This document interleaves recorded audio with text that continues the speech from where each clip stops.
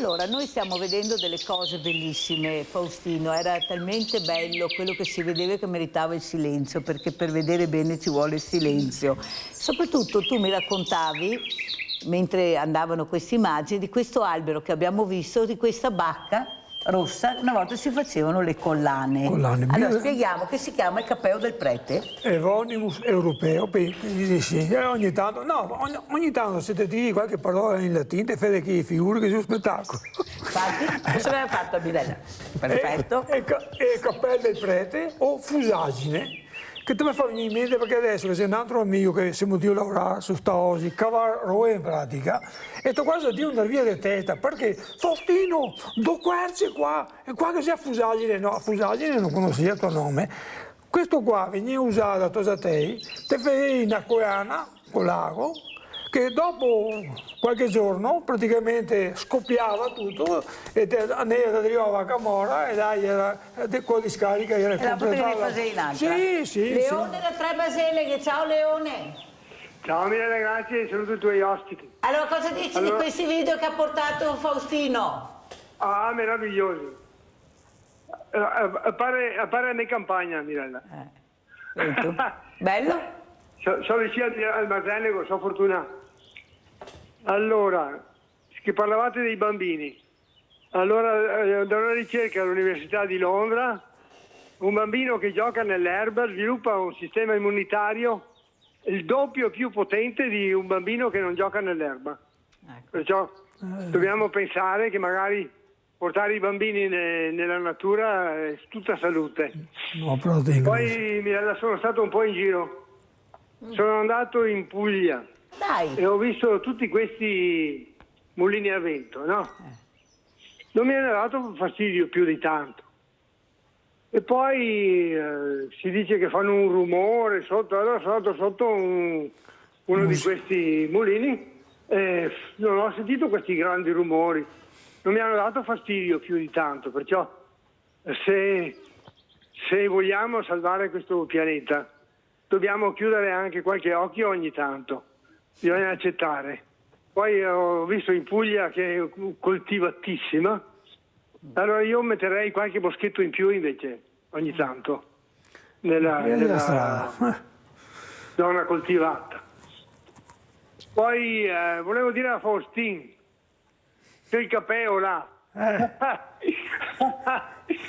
e papà è sempre stato agricoltore che aveva un capeo. Ma però se gli era il capeo gli era essere un barbigio, un borsellino, cioè non gli era possibile che uno, anche se gli era agricoltore, anche se gli era poveretto, ma il capeo gli era essere De Marchi. No. Ciao Mirella, grazie. Ciao Leone, ciao. Infatti ho detto del Leone sicuramente, perché non ti sentivo, sarà andato a farsi un giretto. E il capeo, era sto capeo, cosa sei Faustino? No, ma guarda come che si è messo il capeo, perché bisogna anche saperlo mettere così, non si mi affassi. Non so, perfetto. Perché mia moglie mi dice sempre guarda te specie prima.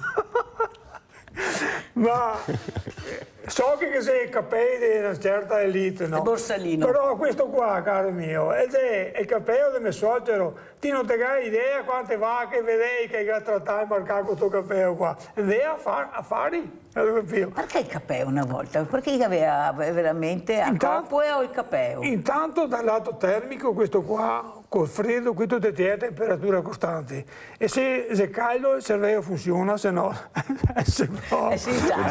no, ma il capello probabilmente un ruolo mio ho scoperto per caso.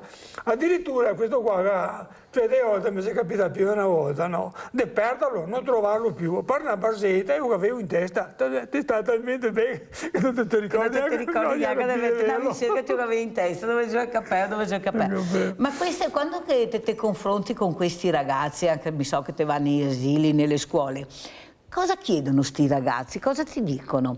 Sono curiosi, perché i giovani mi ascoltano, non vedo, anzi più piccoli che più ti ascolta, secondo me. Quando che sono entrato a 3 classi, 60, una settantina di bambini, quando sono entrato in Marconi un mese fa circa, che per parlare del macone della farfalla, che mandai il video della farfalla zoppa, ma appena che sono entrato, ho detto, ma neanche le cansiano, insomma, si è girato tre chi mi ha visto, perché sentivo un boato, e dico, ma cioè probabilmente sia un punto di riferimento, e se questo qua che io ha bisogno. Adesso, tra l'altro, non le ho che nasce a casa perché bisogna anche lavorare. Qua il 27 maggio mi aveva via prima del Covid un concorso di poesie e finanziavo con le schede dell'associazione perché 3 premi e là bullismo, non sai cosa che venisse fuori alla fine.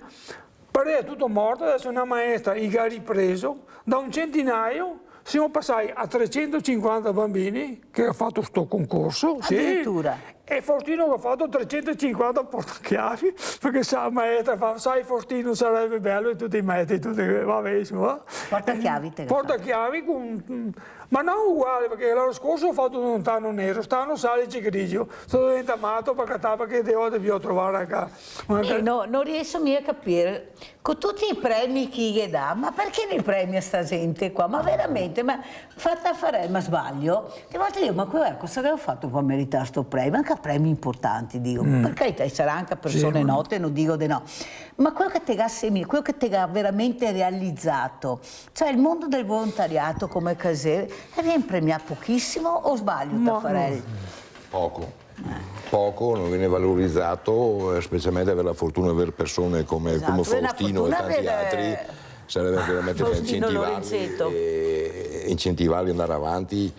E comunque fare in maniera anche che sia anche un passaggio anche di informazioni e di consegne, tra virgolette, o comunque un passaggio di conoscenza diciamo a altre persone. Guarda, io tanti anni sono dentro il volontariato, ho capito solo che le soddisfazioni si devono prendere facendo del bene e cercando di dare più possibile del proprio, e per fare del bene agli altri, o in una maniera o nell'altra, comunque bisogna fare del bene e dopo le soddisfazioni bisogna prendersele. Sì, il problema è che questo fa del bene a tutta la comunità, perché lui va a trovare le famiglie nuove, le incontra, fa partecipare, trova la curiosità da parte di queste famiglie. Cioè, una volta si suonava il campanello, vieni tutti. Pensa che dovremmo ritornare a fare questa roba? Manca tante robe, ma mia moglie mi contava che Don Massimiliano, quando era bambina, qua giardinetta familiare, che macchine un po' particolari, faceva il giro del paese, caricava tutte le tosatee alla faccia delle nonne e le portava in chiesa per fare prove di canto. E se là che te coltivi, cosa dici a uno di 30 anni? No, cosa... Taffarelli, intanto vediamo anche questo casco che è molto bello, ecco, questo appassiona anche i ragazzi, ecco, le spieghiamo anche cos'è questo casco che ha portato Giorgio Taffarelli. Facciamo anche vedere, lo giriamo, questo bravissimo. È il nostro casco, praticamente lo usiamo negli incendi boschivi, comunque vabbè, naturalmente certificato e quant'altro, e cambia di colore a seconda se per evidenziare se è un volontario normale oppure il caposquadra o quant'altro, per cui anche durante le operazioni a seconda del colore, che è una roba più o meno standard anche per vigili del fuoco o comunque per altre associazioni, a seconda del colore si identifica subito magari. Quanto è importante la protezione, capire veramente che bisogna non essere superficiali ma proteggersi, ecco, perché visto che abbiamo gli strumenti per farlo, perché anche questa è prevenzione, per questo ho detto facciamo vedere il casco, cioè non è che vi muovete a caso. No, assolutamente, lasciamo stare che adesso ok, con tutte le regole che giustamente ci sono, bisogna fare i corsi, in questo caso, nel nostro caso per abbiamo anche le foto di Taffarelli, rifacciamo vedere per cortesia, prego Taffarelli. Corsi per l'antincendio boschivo, corsi per la protezione civile, e comunque a seconda del tipo di intervento che si va a fare abbiamo 2 dotazioni diverse. Qui dove siamo ad esempio? Qui siamo in Sicilia, qui siamo in Sicilia, sì, nel 2022 se non sbaglio.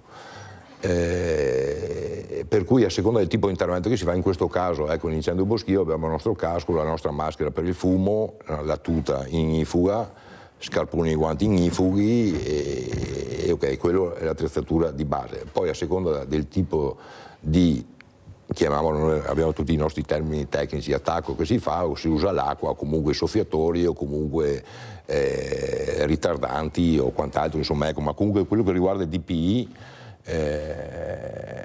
ecco, per l'antincendio boschivo sono sti caschi con gli occhiali naturalmente, e cosa molto costosa, e di conseguenza, ecco, questo è un ragazzo alla fine dell'intervento.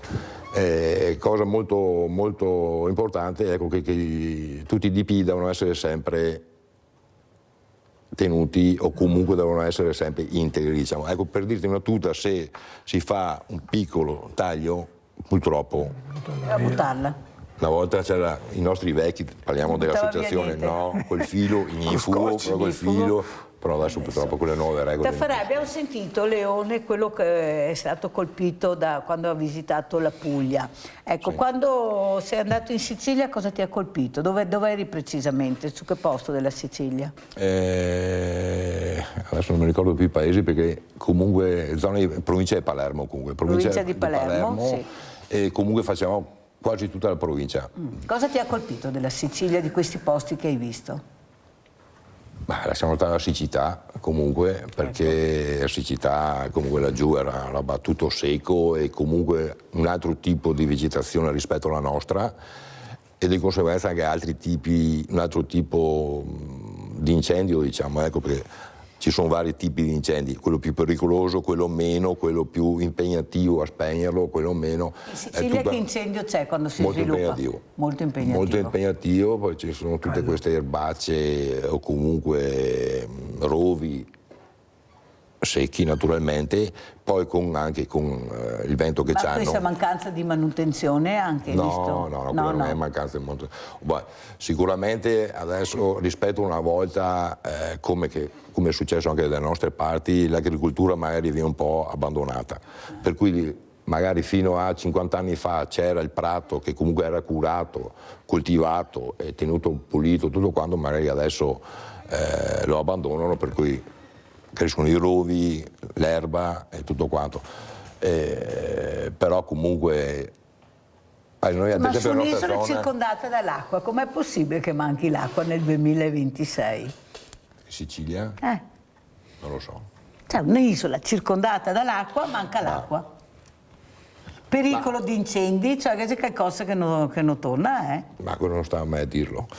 Ma noi lo vediamo perché lo fanno vedere, sì, lo sì, dicono. Penso che ognuno si abbia fatto la propria idea, però comunque quello è un altro discorso. Però diciamo, ecco, tornando al discorso degli incendi, ad esempio siamo andati giù la prima volta nel 2021, se non sbaglio.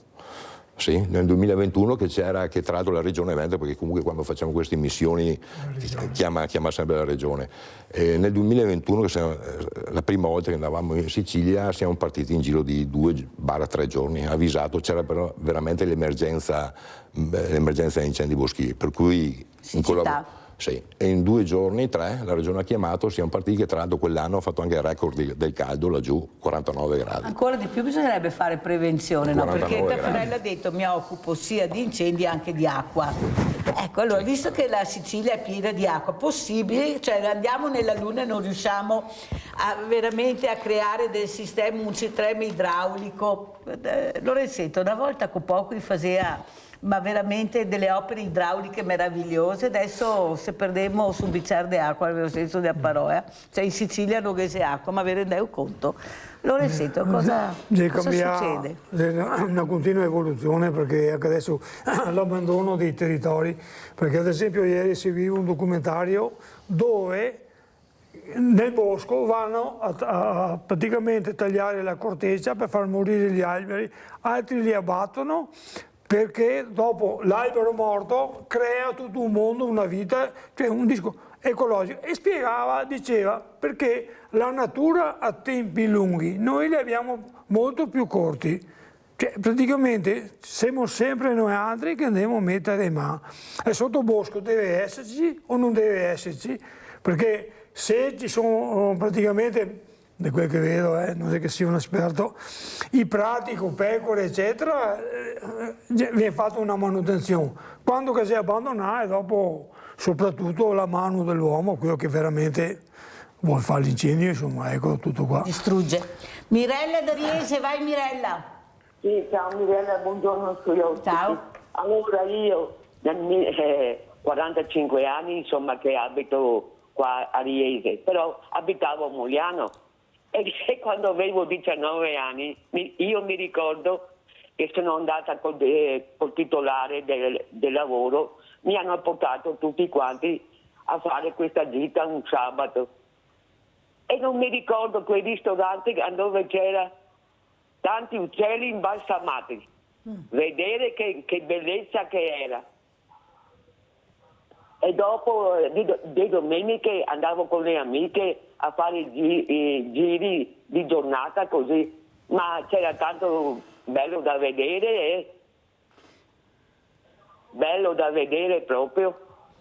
Grazie Mirella, sì, sono cose molto belle che chiunque, ecco, se avesse un po' di voglia, ecco, di muoversi un po' di più, forse si dovrebbe anche visitare, però io sono convinta che anche le amministrazioni dovrebbero fare più segnaletica, indicazioni, perché non penso che i cartelli costa così tanto per avere una segnaletica, anche questo turista. Abbiamo veramente dei segnali di turismo incredibili perché hanno capito la bellezza dei luoghi che visitano. Poi c'è il famoso passaparola quando vanno, quando ritornano, perché io penso che il posti, il mangiare, il bere, ecco, sia una cosa che veramente non dobbiamo copiare da nessuno. Il problema è che non sappiamo ben vendersi, speriamo che adesso cambino le cose, caro Taffarel, perché veramente abbiamo un'Italia, io dico da nord a sud, est a ovest, che è meravigliosa. Abbiamo i borghi più belli del mondo, la storia, veramente la storia,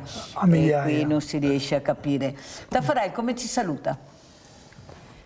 Intanto ringrazio tutti quanti, la redazione, comunque tutti gli spettatori e niente, volevo approfittare magari se è possibile, visto anche il periodo delle dichiarazioni dei redditi, che per noi è molto importante, il 5 per 1000, se è possibile. Siamo tutti in cerca del 5 per 1000, insomma, tutti quanti che vuole il 5 per 1000. Bisogna che qualcuno fa il 2500. Bisogna chi dà il 5 per 1000 che se ne tengano anche meno di quello che danno i contribuenti, perché anche sarebbe da discuterne e capire veramente quanti sono in realtà i soldi che arrivano, quanti vengono distribuiti, perché anche là dovremmo avere più trasparenza. Grazie a Taffarel. Grazie, allora, a tutti. Sentiamo grazie. Lorenzetto, Faustino, come ci saluti? Con cosa? Niente, con grazie messaggio? ancora dell'invito e niente, qua siamo su un mondo che si vive tante cose, non si vede, perché io oggi, domani, domenica devo fare una cosa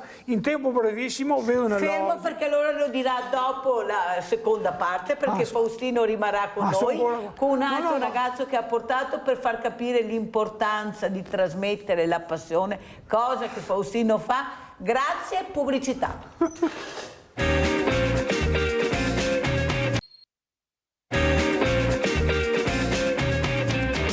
È veramente un grande piacere avere ospite il dottor Francesco Pirone, direttore UOC ginecologia ostetricia all'ospedale Canfoncello di Treviso, accompagnato dalla dottoressa Grazia Artioli, oncologa, e soprattutto parleremo anche di pillola, perché sapete, lo dico sia al dottor Pirone che alla dottoressa Artioli, c'è stato un medico che ha detto attenzione a questa pillola che si prende giornalmente, questa pillola anche molto veloce che si può tranquillamente con il medico di famiglia, perché ci sono dei casi di tumore al seno che sono preoccupanti.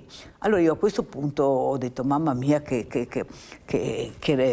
storia un po' pesante, siamo sicuri perché siccome siamo anche una trasmissione molto seguita, ecco, prima partirei proprio dal dottor Pirone. Dottor Pirone, un'informazione ma un'informazione corretta, seria, importante, semplice, perché deve arrivare a tutti. Cosa ne pensa? Poi sentiamo anche la dottoressa.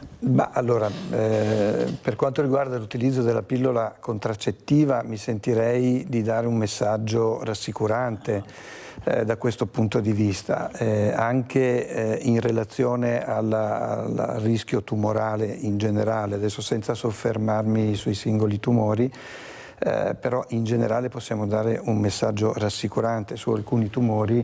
Qui c'è la dottoressa Artioli, insomma, che è proprio un'oncologa. Noi vediamo costantemente anche ragazze giovani che utilizzano naturalmente la pillola, ma da questo punto di vista i rischi in relazione al rischio tumorale da alcuni punti di vista è addirittura preventiva su alcuni tipi di tumore. Dottoressa, cosa vuole aggiungere a quello che ha detto il dottor Pirone? Ecco, questa preoccupazione, perché lanciare anche dei messaggi così, ma veramente così forti, dobbiamo anche stare attenti. Già cominciamo a far fatica a fare prevenzione, ne facciamo, abbiamo fatto dei passi avanti, ma secondo me non è mai abbastanza. Prego.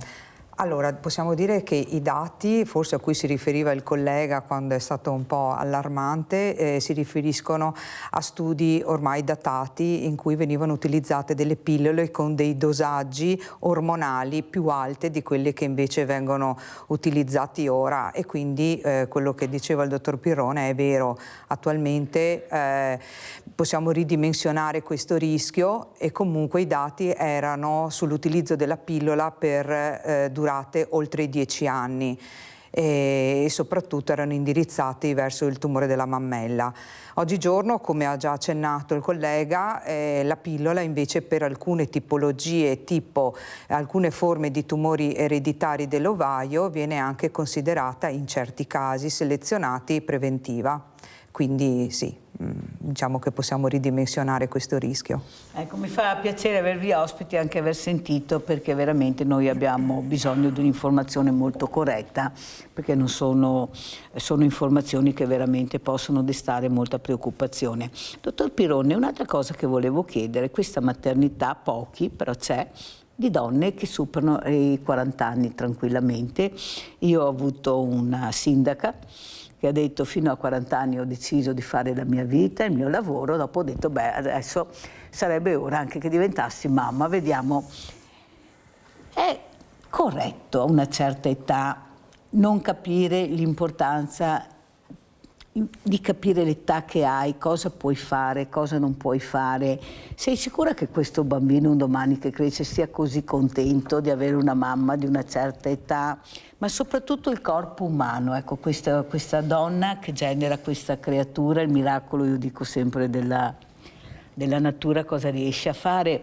Ecco, perché mi sembra che stia aumentando l'età delle donne che decidono di avere un figlio in età, diciamo, avanzata, dopo i 40 anni, insomma. Sì. Cosa dice, dottor Pirone? Sì, questo problema c'è da anni ormai.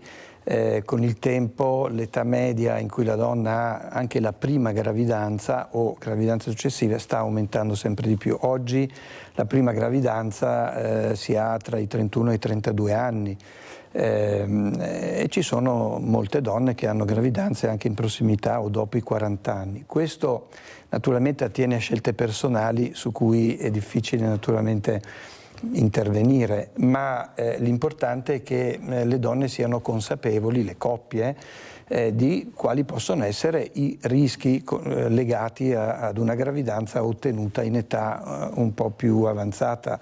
Un tempo ne vedevamo molto meno.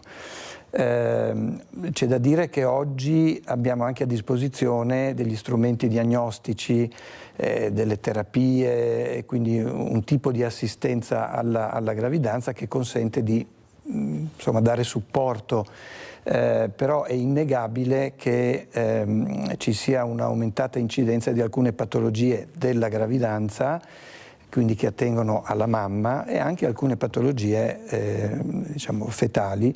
E quindi è cambiato anche il nostro modo e la nostra organizzazione nell'assistenza alla gravidanza, perché casi di gravidanze ottenute dopo una certa età e ottenute da fecondazione assistita spesso sono entrambi due piccoli fattori di rischio, ecco, per molte patologie. Dottoressa, cosa vuole aggiungere? Soprattutto, ecco, capire che anche queste visite ginecologiche a queste bambine, a queste ragazze sono importanti, è sempre una prevenzione. Ecco, c'è questa consapevolezza di capire l'importanza anche di una visita ginecologica, iniziare a quale età si inizia a fare queste visite, dottoressa? Allora, l'età per iniziare, diciamo che per la patologia oncologica dell'adulto noi vediamo per lo più patologie che interessano le donne nel post-menopausa e quindi per quel che riguarda la prevenzione prima, per quel che riguarda l'efficacia dello screening dell'HPV si inizia in età più precoce, già in età scolare con la vaccinazione. Mentre per quel che riguarda poi la diagnostica per la patologia oncologica in questione dipende, nel senso che la donna, queste patologie, parliamo ad esempio del tumore dell'ovaio, ha dei sintomi di esordio che sono molto subdoli, può essere un gonfiore addominale, un dolore pelvico, la costipazione, che vengono spesso sottovalutati e quindi quando la paziente arriva alla diagnosi spesso la malattia è già in fase avanzata. Quelle pazienti che sono un 30% che riescono a fare una diagnosi quando la malattia è ancora in uno stadio precoce, sono quelle che magari hanno fatto una visita ginecologica e spesso casualmente si è riscontrata una cisti complessa o un qualcosa che al ginecologo magari da un punto di vista ecografico non quadrava, per cui è stata sottoposta a ulteriori accertamenti. E questo cosa ci fa capire? Ad esempio un sanguinamento in post-menopausa, un sanguinamento tra un ciclo e l'altro deve sempre essere indagato perché è uno dei primi sintomi che possono sottendere a un problema sia di tipo della cervice uterina, soprattutto i sanguinamenti postcoitali, o ad esempio a un tumore dell'utero. Quindi questo ci fa capire come ai primi segnali di allarme non bisogna far finta di niente, diciamo, invece bisogna recarsi dal ginecologo e approfondire il sintomo e dire alle donne che è importante fare prevenzione con almeno una visita ginecologica all'anno, comprensiva anche di una ecografia. Avete capito? Per essere sicuri l'importanza e aderire agli screening. Dottor Pirone, cos'è che la preoccupa di più anche in questo modo anche di vivere un po' frenetico, si mangia male, si fa poco movimento e soprattutto se c'è ereditarietà con questi tumori? Sì, allora lo stile di vita è un fattore molto importante nella prevenzione dei tumori, perché uno pensa sempre che magari fa la visita periodicamente dal medico, dal ginecologo, visto che stiamo parlando di tumori ginecologici. Questo è certamente molto importante per fare una diagnosi precoce o aderire agli screening, ma se poi si ha uno stile di vita non adeguato, questo influisce molto sulla possibilità di avere un tumore o no. Quindi diciamo, il problema dell'educazione a stili di vita corretti per noi è molto importante.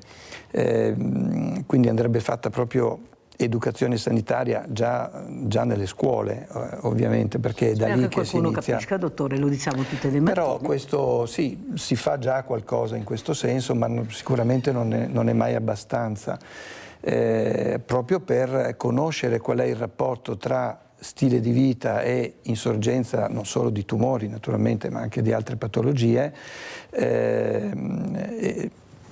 per conoscere anche quali sono tutti i fattori di rischio dei tumori, tra cui anche quelli eredofamiliari. Insomma, ecco, ci sono delle condizioni specifiche in cui oltre ai fattori ambientali, lo stile di vita, ci sono effettivamente anche dei fattori eredofamiliari che vanno individuati perché in quei soggetti naturalmente la fase di controllo, di sorveglianza e di prevenzione deve essere ancora più attenta.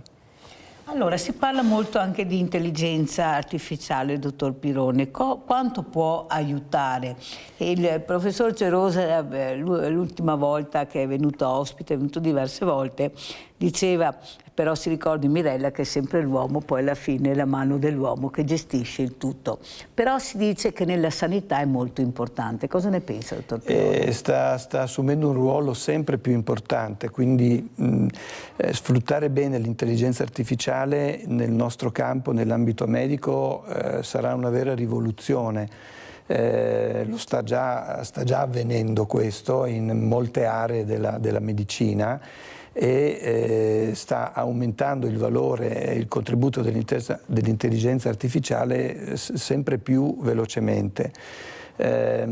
Sicuramente nella fase diagnostica l'intelligenza artificiale è utilissima nella fase, non so, in radiologia, ma in tanti settori della diagnostica, ma sta avvenendo anche nella fase terapeutica. Di pochi mesi fa il primo intervento fatto interamente da una macchina con l'aiuto dell'intelligenza artificiale era un intervento su un simulatore di un'asportazione di una colecisti senza l'intervento dell'uomo, quindi fatto solo. Avevano immagazzinato tutti i dati relativi a 1000 e più interventi di quel tipo e la macchina l'ha fatto alla perfezione, non su un essere umano, ripeto, su un simulatore, ma avverrà presto che il risultato è stato un risultato ottimale. Quindi ben venga l'intelligenza artificiale, naturalmente così modulata e utilizzata con il buon senso che poi solo la mente umana in questo momento perlomeno può avere. E cosa ne pensa anche la dottoressa, ecco, di questa intelligenza artificiale che, come dice anche il dottor Pironi e altri colleghi che ho avuto vostri, è fondamentale nella sanità? Però io direi che bisogna anche capire dove e come si adopera questa intelligenza artificiale. Non è che vada bene dappertutto e soprattutto non tutti la possono adoperare, perché può diventare molto pericolosa. Non a caso Papa Francesco, che io ricordo sempre, la affiancava alla parola etica, che è fondamentale.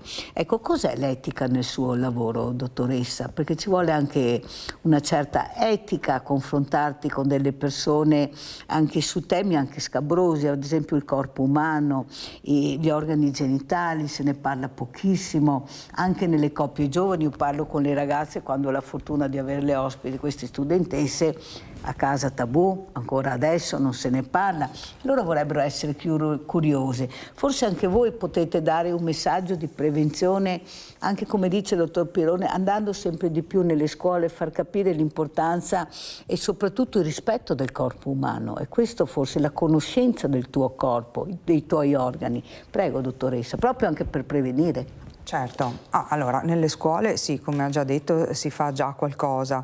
Io quello che penso è che forse quello che potremmo fare è cercare una maniera per confrontarci con i giovani con un approccio forse un pochino più moderno e più parlare un linguaggio che sia simile a loro, perché io per anni sono andata per le scuole a fare proprio lezioni sulla prevenzione con un progetto per i giovani che era stato istituito allo IOV di Padova. E quindi mi sono confrontata spesso con i ragazzi e a volte mi ha dato l'impressione quasi di annoiarli, no?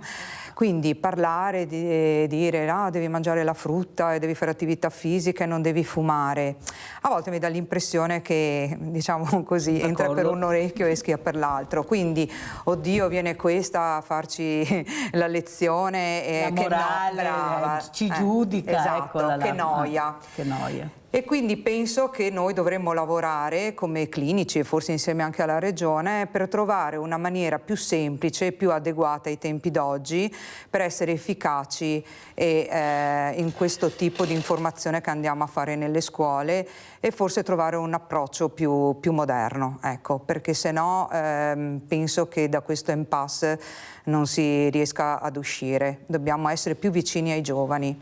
Allora io porto sempre l'esempio dell'AIL che ho avuto ospite, Associazione Italiana Leucemie, i quali hanno raccontato, dico sì, alla dottoressa e anche al dottor Pirone, che a un certo momento questi ragazzi, loro hanno la sede all'ospedale, 20 ragazzi sono andati in visita all'AIL e tutti i 20 sono diventati volontari.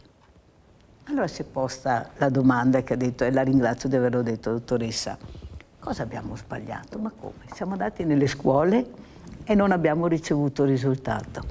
I ragazzi sono entrati, hanno visto, hanno toccato con mano quello che facciamo e sono diventati volontari. Ecco qua che mi allaccio a quello che ha detto il professor Gerosa, che dobbiamo aprire di più, intrigarli di più, perché loro vogliono essere protagonisti. Certo. Cioè loro sono stanchi, queste lezioncine, come Brava. dice lei, mi annoio, ascolto 5 minuti, dopo anche là.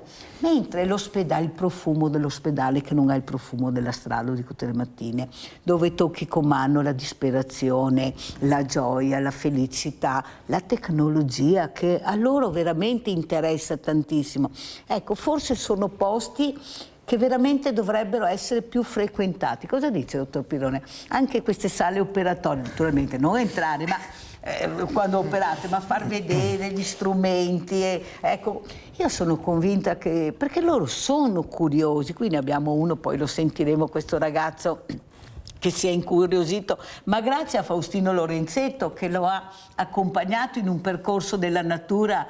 Ma se non ci fosse Faustino magari lui non sarebbe qua a parlare anche di quello che sente. Ecco, intrigarli di più anche con questa nuova tecnologia che meglio degli ospedali non so dove si trova, questi nuovi macchinari, questi robot, che allora la robotica interessa tantissimo. Ecco, un linguaggio diverso, come ha detto la dottoressa, ci crede? Sì, assolutamente, ed è quello che sperimentiamo, come diceva giustamente la dottoressa Artioli, quando li riceviamo, quelli che magari, quei ragazzi che fanno l'alternanza scuola-lavoro, che fanno questi periodi diciamo, di frequentazione nei nostri reparti, sono sempre molto coinvolti, e l'esperienza che ne ricavano è diversa da quella che poteva essere la semplice lezione teorica che magari si può fare così in classe e che facciamo appunto nelle scuole.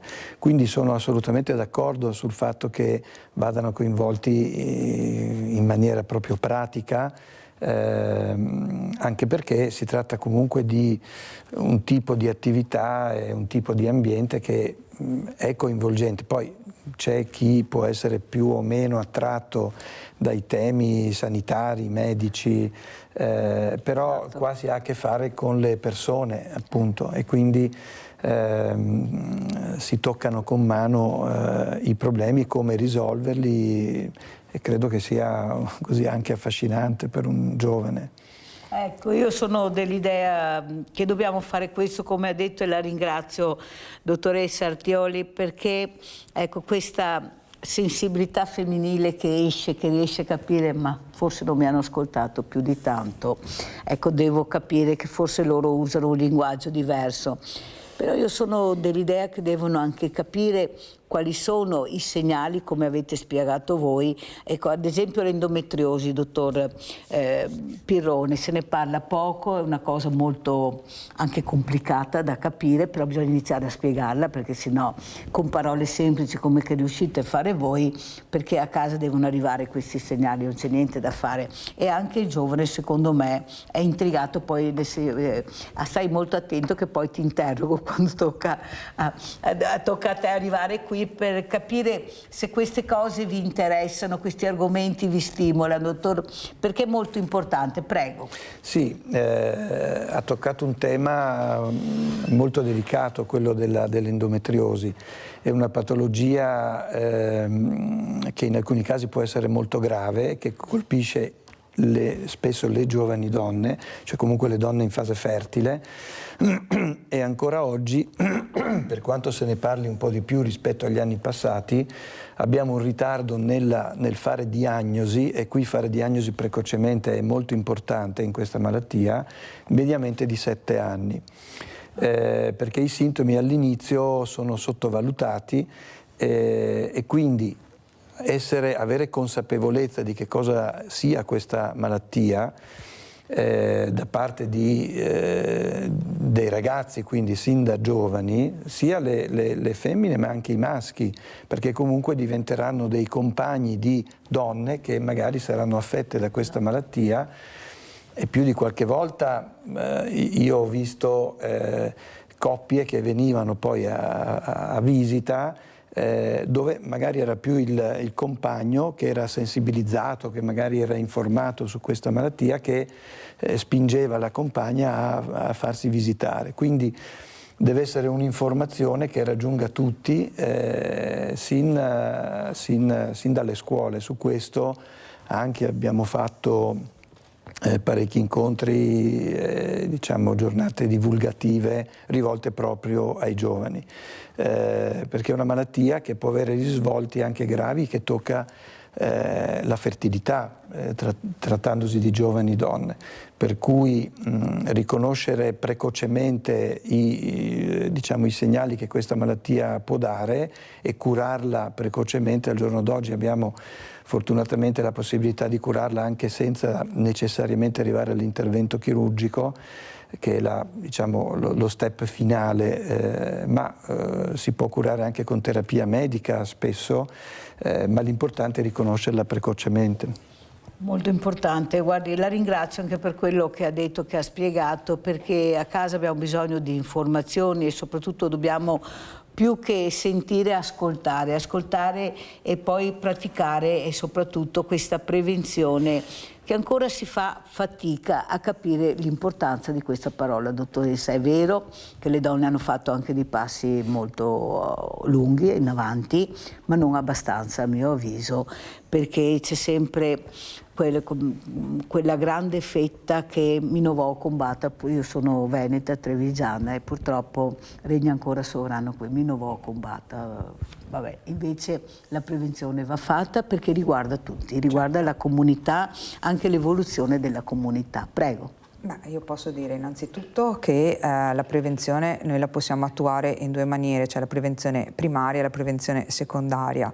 La secondaria, che è quella fatta con gli screening, e dobbiamo ringraziare la nostra regione che ce li mette a disposizione, perché in tutto il mondo e anche qua in Europa la prevenzione non è uguale per tutti. Quindi qui abbiamo una grandissima opportunità che invece le donne dovrebbero imparare a cogliere. E cosa si fa con la prevenzione fatta con gli screening? Si cerca di trovare una malattia in fase precoce di sviluppo, quando ancora non è sintomatica. Abbiamo la fortuna di poter accedere agli screening mammografici, della prevenzione per il colon retto con un semplice prelievo delle feci che si chiama sangue occulto, e questo, se c'è un sanguinamento, potrebbe essere un segnale d'allarme. Poi in automatico il paziente viene chiamato per fare una colonscopia, quindi c'è tutto un percorso dietro alla mammografia che rileva delle calcificazioni o un nodulo sospetto. La paziente viene subito chiamata per fare un approfondimento diagnostico, e lo stesso vale per la visita per il pap test. Qualora il pap test risultasse alterato, viene subito chiamata per fare colposcopia e gli approfondimenti del caso. Quindi abbiamo questa opportunità. Lei dice giustamente, c'è una fetta di donne che è ancora reticente. Da quello che io vedo nella mia pratica clinica è più delle pazienti, delle donne, scusate, di una certa età, più che delle giovani. Le giovani accedono più volentieri a questo. Dite bene, le giovani accedono più volentieri, sì, l'importante sì. è quello che sta dicendo. E da quello che vedo ci tengono, sono più attente, leggono forse di più, e invece c'è una fetta magari dei 60 così che fanno più fatica ad accedere agli screening, appunto, e dicono, come ha detto lei, ma a me non interessa, vado più avanti, cosa vuoi che abbia? È vero, dottoressa, che il tumore non dà nessun segnale? Alcune volte, come dicevamo prima, alcuni tumori, adesso nella sfera ginecologica. Tumore al seno, ad esempio. Beh, il tumore al seno sì, è vero che può non dare sintomi fino a quando non si manifesta proprio il nodulo palpabile. Però è importante fare l'autopalpazione al seno, che non vuol dire tutti i giorni stare lì e palpare il seno, però lontano dal ciclo mestruale per le donne in età fertile, dove magari ci possono essere delle tensioni mammarie dovute agli sbalzi ormonali, dopo magari il ciclo mestruale, quando il seno è più sgonfio, ad esempio farsi l'autopalpazione una volta al mese non sarebbe cosa sbagliata, meglio sotto la doccia, dove è più facile riuscire a scivolare con le dita per fare la palpazione. Un sanguinamento, come dicevo prima, vaginale addominale anomalo, va sempre indagato. Un dolore addominale, le donne devono imparare ad ascoltare il proprio corpo. Ecco, questo è sicuramente importante, perché se una conosce il proprio corpo e sente che quella cosa che sta accadendo non è nella sua quotidianità, è meglio rivolgersi una volta in più al medico, anche il medico curante, il medico di base, che una volta in meno, e poi magari sottovalutare dei sintomi che invece possono sottendere a qualcosa di più importante. Complimenti dottoressa, ascoltate bene, vi prego, ascoltate bene che facciamo tutti un passo in avanti, sono pillole di saggezza queste. Renza da Treviso, vai Renza. Buongiorno. Buongiorno. Mi interessa proprio questo argomento perché l'ho vissuto molto brutto. Adesso a 66 anni, per fortuna a 50 è arrivata la mia menopausa e sono rinata. Io a 50 anni mi sono trovata come una ventenne. Allora, la dottoressa, mi piace quello che ha detto, però che le donne più anziane, più adulte più che più anziane, non capiscono il problema. Io a 20 anni, quando ho cominciato a star male a 17, ma giustamente in quegli anni cos'è? Sono le mestruazioni, è normale, ma a 20 anni mia mamma mi ha detto non è normale. Il mio problema è stato che ho trovato dei medici che sì hanno capito cos'era, ma che mi hanno asportato tuba e ovaia senza dire niente a una ventenne o a una mamma. L'ho scoperto a 30 anni, quando ho avuto dei problemi per avere dei figli che non hanno sperpato solo una ciste. Poi ho trovato un bravo medico che mi ha seguito negli anni, purtroppo ho perso anche l'altra ovaia e tuba, però dopo nella menopausa sono... noi sappiamo che stiamo male. Io sono arrivata all'ospedale di Treviso facendo un'ecografia privata dal primario e, non dico il nome naturalmente, e con una busta che la dava per il mio medico curante, che io dovevo andare dallo psicologo, perché quando ho cominciato a star male e sentire che c'era qualcosa nella parte destra, mi ha detto che io stavo pensando all'operazione fatta 14 anni prima. Io non ci ho mai pensato, perché ho capito dopo negli anni cos'era l'endometriosi, non a 20 anni. Quindi noi che stiamo male sappiamo che stiamo male, ma tante volte non troviamo chi ci ascolta. Ho capito quello che vuoi dire. Ho capito quello che vuoi dire. Non troviamo, cioè adesso qua si parla bene, benissimo, ma io nella mia esperienza ho dovuto correre tanto per trovare la persona, perché sono arrivata a fare un'operazione molto importante, la seconda, per il danno, perché se lo facevo 2 anni prima, quando sono cominciata a star male, forse tagliavano meno.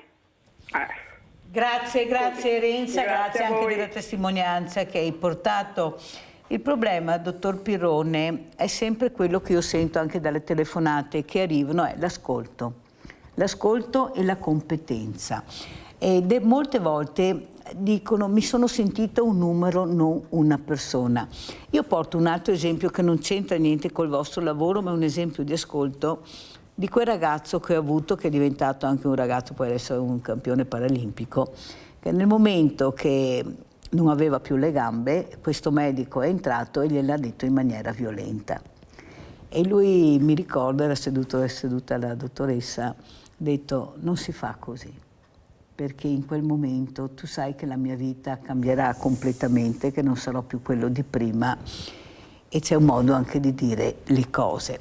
Però i medici sono uomini, cioè, e non è che o donne, che bisogna avere la sensibilità, ma quanto è importante è l'ascolto per capire chi hai di fronte, e nel momento che tu hai fatto una diagnosi sai che diagnosi è, come dirgliela, perché veramente quando ti dicono hai un tumore ti crolla il mondo addosso, non c'è niente da fare, proprio in quel momento ecco, è come se la tua vita finisse. Quanto importante è capire chi hai di fronte, se è una persona che regge l'urto, diciamo così, dottore, o che invece è molto fragile, perché si capisce quando hanno aperto la porta, voi sapete già, li vedete che avete di fronte. Ecco, quanto importante è capire come dire e ascoltare. Direi uno dei pilastri fondamentali dell'attività di un medico, di un sanitario, direi, che si rapporta con delle persone che hanno bisogno, hanno un problema di salute, quindi è determinante, direi, l'ascolto. È vero, come è stata l'esperienza della signora, probabilmente che per vari motivi non sempre questo avviene, però diciamo che nel caso della patologia riferita dalla signora, quindi l'endometriosi a cui accennavamo prima, l'ascolto consente per l'80%, direi, di fare diagnosi, prima ancora di fare gli esami strumentali, l'ecografia, le risonanze o quello che può servire. Già ascoltare il racconto della paziente, quello che quindi chiaramente bisogna dedicare un tempo adeguato all'ascolto, ma sentire quali sono i sintomi, già questo ci indirizza e spesso ci consente di avvicinarci alla diagnosi più di un esame strumentale. Quindi è fondamentale in qualsiasi ambito raccogliere, parlare, raccogliere la fiducia. Questo sta al tempo da dedicare ai pazienti, cioè bisogna avere un tempo adeguato, sta all'empatia che uno può avere più o meno, ma l'empatia è un qualche cosa che si può anche imparare. Ovviamente è una dote naturale che magari una persona può avere più di un'altra, ma si può anche imparare, ci sono proprio dei corsi, delle tecniche, insomma. Ma la cosa principale è avere il tempo da dedicare al paziente perché è da lì che noi partiamo per fare le diagnosi e quindi poi risolvere il problema di salute. Dottoressa Artioli, l'importanza anche dei farmaci. Ecco, questi farmaci, io ho avuto diverse volte ospite il professor Garattini, lui ce l'ha a morte con gli integratori, dice se vi fanno bene prendeteli, ma sappiate che è acqua fresca, ma se vi fanno bene prendeteli. E poi con gli antibiotici, ce l'ha con questi antibiotici, troppo uso di antibiotici. Quanto importante invece è seguire, ecco, una prescrizione anche media, anche come farmaci. I farmaci quanto importanti sono anche nel vostro lavoro? Ecco, noi sono tutto. Perché io, sì, delle volte si ma quante pastiglie, ne prendi più di 4, basta, sono più che sufficienti. Cioè anche là il farmaco è fondamentale per anche una guarigione, una terapia, certo, che voi individuate e consigliate. Prego.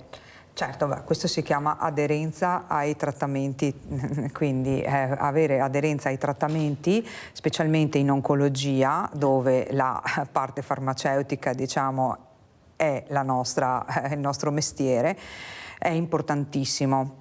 Oggigiorno abbiamo avuto un sacco di novità per quel che riguarda i tumori ginecologici, il tumore dell'ovaio, i mantenimenti per lo più vengono fatti dopo i trattamenti chemioterapici per 2, 3 e anche più anni con delle compresse.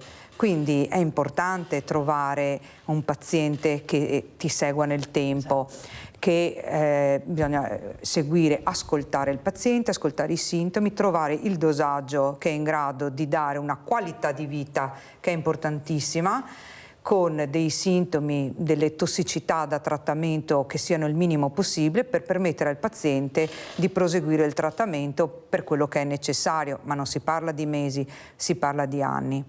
E quindi l'aderenza alle cure, anche adesso per il tumore della mammella, porto come esempio, spesso i trattamenti sono in compresse da fare a casa per periodi anche qui di anni, e quindi l'aderenza al trattamento, seguire i consigli del medico e ascoltare noi stessi medici le problematiche del paziente per ridurre gli effetti collaterali, per spiegare al paziente come si può diminuire gli effetti collaterali, a volte anche con l'alimentazione, sapere che puoi assumere un farmaco con certi alimenti o eliminare certi alimenti che possono favorire magari delle mucositi, no? O dei sapori amari, e quindi sapere come assumerli insieme ai cibi può permettere una miglior aderenza al trattamento terapeutico. Questo è per le terapie orali, e poi la maggior parte dei trattamenti che noi facciamo sono trattamenti anche endovena, per cui anche lì, per avere l'aderenza al trattamento, parlare con il paziente, ascoltare, recepire le informazioni che ci tornano a noi utili per migliorare il trattamento. Certo che passi avanti se ne sono fatti tantissimi, specialmente con la chemioterapia, Sì. non è più la chemioterapia di una volta, No. distruttiva. Io ho conosciuto delle persone, ho detto non so neanche di averla fatta, sono stata benissimo. Ecco il dosaggio, ecco sempre più il perfezionamento. Dottor Pirone, quanto importante è anche far capire a questa paziente l'importanza e la gravità di quello che ti sto dando, perché insomma quando ti dicono chemioterapia o radioterapia non è che sei così. Però ecco, l'informazione anche su questo, ecco, stai tranquilla, vedrai che non ti succederà niente di più, ti seguiamo.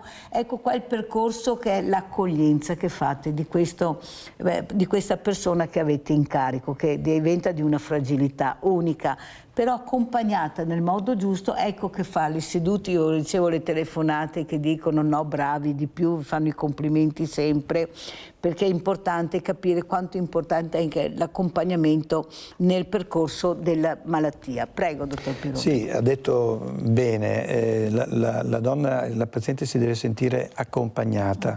Gli sforzi che noi facciamo, noi siamo un'equipe, perché non è solo una singola figura medica che si occuperà del percorso di cura squadra. di quella paziente, assolutamente sì. Noi abbiamo proprio costituito un gruppo multidisciplinare per seguire i nostri tumori ginecologici, i nostri casi, e quindi tutti assieme organizziamo anche alcune attività ambulatoriali dove siamo proprio assieme, non c'è solo il ginecologo, ma c'è il ginecologo e l'oncologo che assieme accolgono la paziente e spiegano quali saranno i passi da fare, perché è un percorso, non è un atto di cura che si svolge in un solo momento, è un percorso dove quella paziente incontrerà più figure, dovrà fare più tipi di esami. E deve capire che non è da sola, quella donna, quella famiglia è accompagnata, come giustamente il termine giusto, nel suo percorso che è fatto di vari passi, e bisogna aiutarla a superare ogni singolo passo in maniera che sia anche un po' più facile accettare il passo successivo. Spesso il primo passo è la terapia chemio o radioterapia, più frequentemente il primo passo è l'intervento chirurgico, ma sono tutte, come dire, tutti momenti impegnativi fisicamente e soprattutto psicologicamente. Però se c'è questa, come dire, questa equipe o una squadra in cui la paziente si sente accolta, è un po' più facile, ecco, affrontare ed essere rassicurati sul valore sull'importanza di affrontare quelle terapie. Eh sì, perché poi quando questa paziente ritorna a casa, ecco, ritornare a casa anche belle cariche, nel senso c'è qualcuno che mi cura, c'è qualcuno che mi accompagna, non devo avere tutta quella paura, ce la farò, perché questo è il messaggio, ce la puoi fare, aiutaci, ecco, segui quello che noi ti consigliamo, però ce la puoi fare, ecco, questa parola ultima, ce la puoi fare, quella che ti dai là per continuare a combattere questa malattia anche terribile a volte. E soprattutto, ecco, io ho avuto anche diverse associazioni che appunto di donne che si occupano di accompagnare altre donne, ecco, delle volte anche questa violenza da parte della figura maschile che lascia questa donna perché non è in grado di supportare questa malattia, l'hanno detto loro. Perciò capite che da soli avere anche questo accompagnamento nel dire guarda che ce la puoi fare, fidati, prendi, fai, è tutta un'altra cosa, non c'è, noi siamo così, non c'è niente da fare. Antonio da Padova, vai Antonio. Sì, Mirella, pronto. Sì, prego. Sì, Mirella, pronto. Sistemo perché ecco, pronto. Allora, Dunque, io è già un mese che ho prenotato una visita cardiologica e praticamente non c'è spazio, non c'è posto, chissà perché. Se invece la pago lo trovo subito il posto, forse perché c'è bisogno di soldi. Stamattina guardando sui social ho sentito che praticamente nel 2025 l'Italia ha pagato 45 miliardi di armamenti. Ho fatto i conti, siamo in 25 milioni di famiglie, ho fatto i conti, sono 1.800 euro a ogni famiglia. Allora, io Mirella non è che io non so contro chi devo combattere, contro chi mi devo difendere, però personalmente io mi devo difendere contro questi politici, perché chiaramente se tu mi spendi 45 miliardi per armamenti e poi dopo io non ho le visite che devo fare, non ho capito, io Mirella devo capirmi ancora contro chi mi devo difendere. Contro chi? Contro forse i nostri politici, chiaramente, perché sono loro che fanno dei danni. Ma allora diciamoci la verità. E un'altra cosa, Mirella, dopo mi taccio perché guarda, sono molto polemico tanto contro questo sistema che ci ha isolati con la parte orientale. Putin ha fatto vedere che c'è un vaccino contro i tumori, ha detto Putin. Ora, logicamente ho dei dubbi se è vero o non è vero, però chiaramente l'Italia, il paese, l'Occidente non lo mette in prima pagina che Putin ha un vaccino contro i tumori, perché sarebbe uno smacco per l'Occidente. Quindi rimaniamo sempre isolati gli interessi che abbiamo noi, che ci fanno questi politici per noi italiani, ci fanno i nostri interessi o sono succubi di un certo sistema e per cui noi dobbiamo pagare con la nostra salute? Mirella, io sono molto polemica, mi dispiace, ma è una malattia mia che mi viene addosso sta malattia qua, perché quando vedo queste robe qua, non so, forse è una malattia psicologica che ho. Buongiorno e grazie. Grazie a te Antonio. Hai detto una parola però importante, il vaccino, dottoressa. Anche nel vostro ambito ci sono dei vaccini che sono molto importanti per curare certe malattie e per prevenirle. L'importanza è capire e conoscere e soprattutto l'importanza di fare questi vaccini adatti appunto a queste patologie. Prego. Beh, allora, per la prevenzione diciamo che il vaccino per il papillomavirus, esatto, che diventa prevenzione non solo per il tumore della cervice ma anche per altri tumori del distretto appunto anogenitale e orale, sono di estrema importanza e come dicevamo già prima vengono già proposti durante l'età scolare. C'è una statistica con numeri, cioè viene fatto questo vaccino, avete dei numeri? L'aderenza qua in Veneto non è male, però non è un'aderenza al 100%. Certo che noi clinici vediamo che, voglio dire, nei paesi tipo scandinavi dove l'aderenza a questa vaccinazione è ben più alta, c'è stato un drastico calo delle diagnosi e per quei tumori che sono dovuti proprio a un'infezione virale, è questo che forse è difficile da far capire, che la prevenzione del vaccino è perché l'HPV che si può prendere in età insomma adolescenziale, insomma quando si cominciano ad avere i primi rapporti, poi è un virus, in alcuni ce ne sono tantissimi, solo alcuni hanno questo ceppo che può essere oncologico, diciamo, e quindi favorire lo sviluppo di tumori, può appunto favorire lo sviluppo dei tumori, quindi col vaccino lo si previene e quindi certi tumori, questi in particolare che ho citato, si possono eradicare con la vaccinazione. Questo è un messaggio secondo me importante che va dato perché tante volte il post-Covid, diciamo, non ha aiutato sicuramente, anzi esatto, ha fatto calare l'aderenza alla vaccinazione e quindi la paura del vaccino per la paura della vaccinazione che c'è stata nell'epoca Covid ha fatto sì che ci sia un calo. Invece bisogna anche qui forse parlare di questo ai giovani e far capire che siccome la vaccinazione si può fare fino anche ai 26 anni gratuitamente, ma anche dopo, dopo si può fare gratuitamente, lo specifichiamo perché è importante. Prego, dottoressa. E quindi è importante appunto parlarne, perché se fino ai 18 anni magari i genitori, a volte capita, non hanno acconsentito alla vaccinazione del proprio figlio o della propria figlia, quando si diventa maggiorenni e si può ragionare anche con la propria testa, se uno sa, può avere questa opportunità che non dovrebbe mancare. Vede, dottoressa, io sono molto preoccupata per i diciottenni, e sa perché? Perché anche a 18 anni con la nuova fai la carta d'identità e puoi fare la donazione, e non ci siamo proprio. Io ho le associazioni che sono molto preoccupate perché i diciottenni non donano. Allora, o il sistema sbagliato, che secondo me non andrebbe fatto nel momento che fai la carta d'identità in un ufficio anagrafe, o c'è qualcosa che non hanno capito. Perché lei ha detto una cosa importante: i giovani sono incuriositi, vogliono sapere, ma bisogna dare le informazioni corrette. Questo è. E là è il grande problema, perché abbiamo visto cosa è successo col vaccino. Il problema è nato dal medico, dallo scienziato, che qualcuno ha detto non credete, perché è là che è il problema, perché già sono fragili e ci arrivano anche informazioni che non sono corrette. Ad esempio, io ho sentito che l'HIV sta aumentando perché sono molto superficiali nei rapporti, non si rendono conto.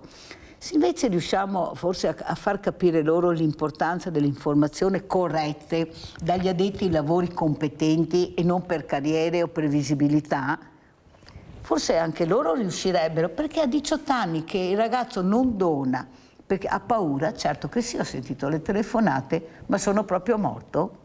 Ma siamo sicuri? La paura dell'espianto. Ecco, questo ragazzo che si crede poi diventa vulnerabile e fragile. Dottor Pirone, quanto è importante invece un'informazione corretta, capillare anche? Torniamo sempre lì, no, al punto che dicevamo prima, che stressavamo prima. Bisogna dare le informazioni corrette, quindi bisogna rivolgersi ai centri, diciamo ai professionisti che si occupano di queste cose, perché è facile andare su internet, su Google e lì trovare di tutto. Per cui è importante rivolgersi a chi si occupa seriamente di queste problematiche per avere delle informazioni che sono quasi sempre rassicuranti, e quindi una volta che si è consapevoli di qual è il problema, di quali sono eventuali rischi, ma di qual è l'importanza invece di fare una determinata attività di prevenzione, in questo caso della donazione, è sicuramente molto più facile ottenere.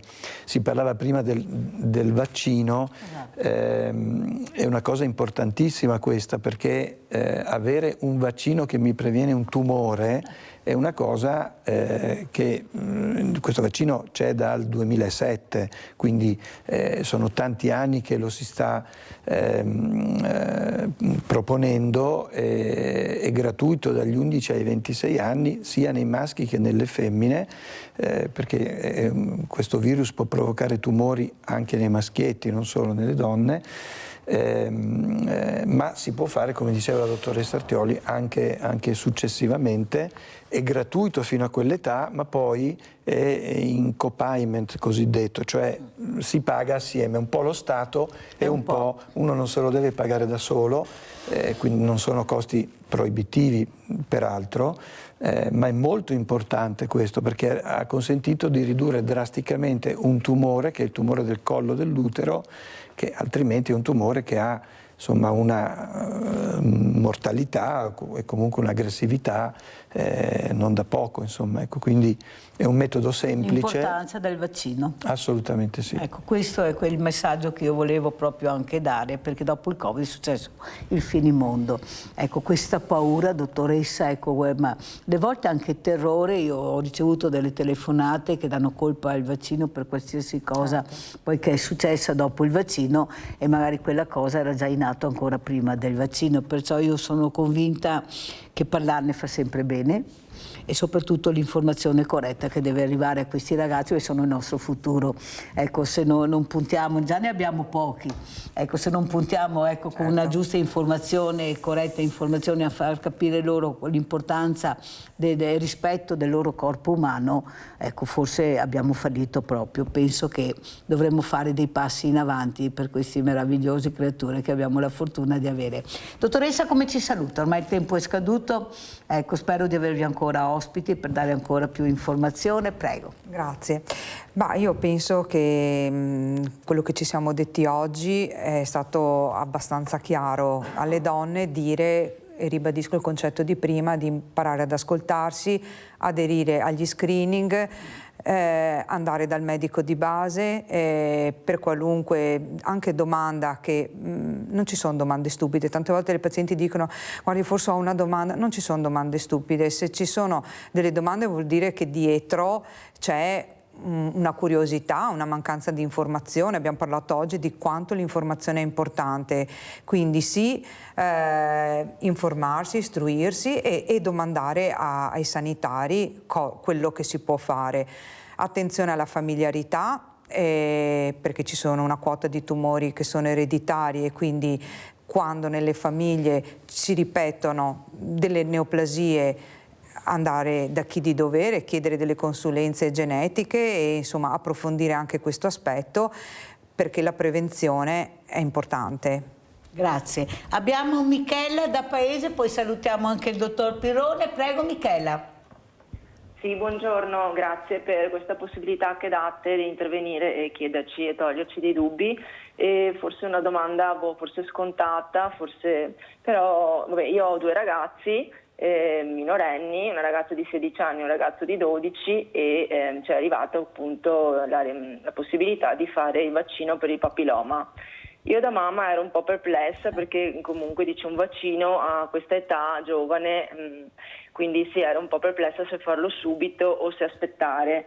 Mi sono rivolta al mio ginecologo chiedendo appunto delucidazioni, e lui mi ha detto sì, si fa, e mi ha dato una spiegazione. Volevo chiedere anche al professore, la dottoressa appunto presente in studio, perché questo vaccino viene proposto comunque in giovane età, cioè 12 anni, già 11 anni, magari già ai 14, 16, ok, si può essere sottoposti, vabbè.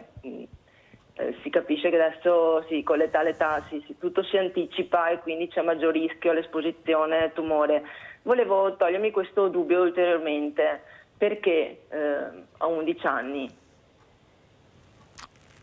Allora, grazie. Intanto ti ringrazio per questa telefonata che fa capire tutto quello che abbiamo. La paura, perché? Ho paura del vaccino. Ecco, come mai così giovani? Sto bene, il mio bambino è in salute, perché devo fare il vaccino, dottor Pirone. Sì, allora, nel caso specifico del vaccino contro il papillomavirus, siccome questo è un virus che si trasmette con i rapporti sessuali, il vaccino dovrebbe prevenire l'infezione del virus, e quindi viene proposto in un'età precoce per anticipare la vaccinazione rispetto all'inizio dell'attività sessuale.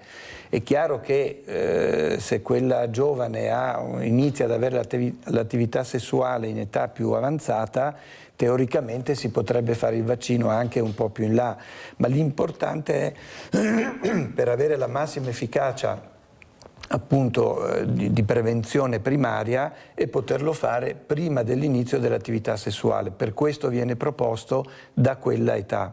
È un vaccino che, come dicevo prima, abbiamo a disposizione da 20 anni e che nel tempo è anche migliorato, nel senso che è andato a coprire più ceppi di papillomavirus, perché ci sono tanti ceppi e non tutti sono pericolosi per il tumore. E quindi con 20 anni di esperienza, più tutta la sperimentazione che è stata fatta prima che fosse messo in commercio, abbiamo sufficienti dati, sufficiente esperienza per poter dire che è sicuro, anche fatto ad un ragazzo, ad una ragazza in età adolescenziale, per cui viene proposto a questa età soprattutto però per questo motivo: anticipare l'età dei primi rapporti, in maniera che il vaccino prevenga l'infezione da parte dei papillomavirus ad alto rischio. E capite bene che abbiamo dei ragazzini, saranno anche adolescenti, ma sono molto precoci e molto svegli. Perciò capite che a 10 anni si fanno le canne.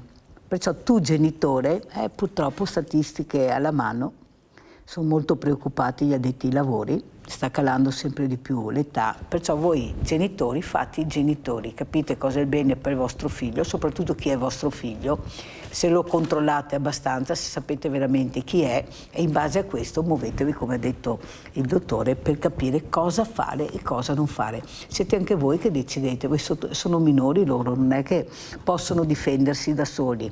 Ecco, e soprattutto con un giusto dialogo e una giusta informazione aiutata da queste persone competenti, forse ce la faremo. Grazie, io ringrazio veramente il dottor Francesco Pirone, direttore UOC Ginecologia e Ostetricia al Canfoncello di Treviso, grazie alla nuova sede adesso poi bellissima.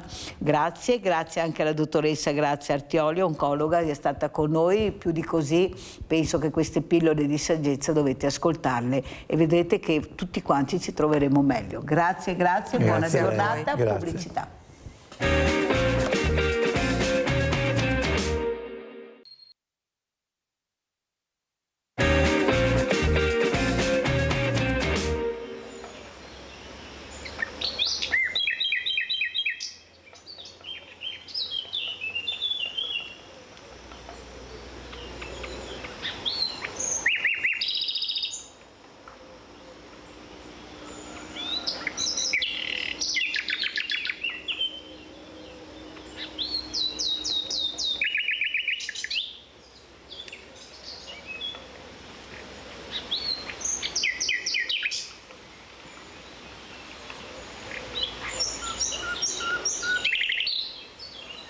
Allora, siamo con Marton Nicola, studente, grazie di essere qui.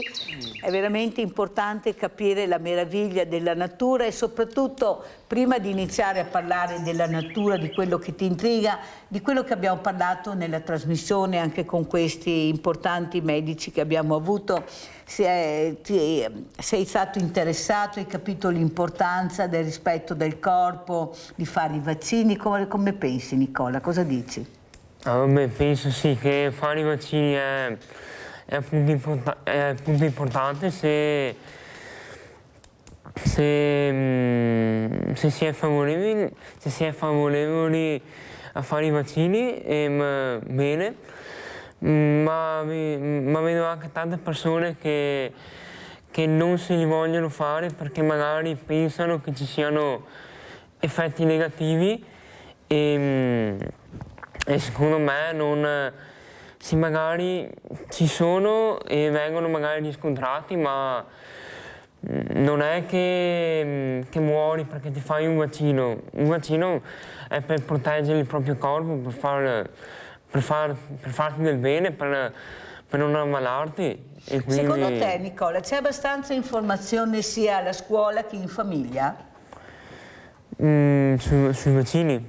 Su quello che è anche il rispetto della persona, del corpo umano?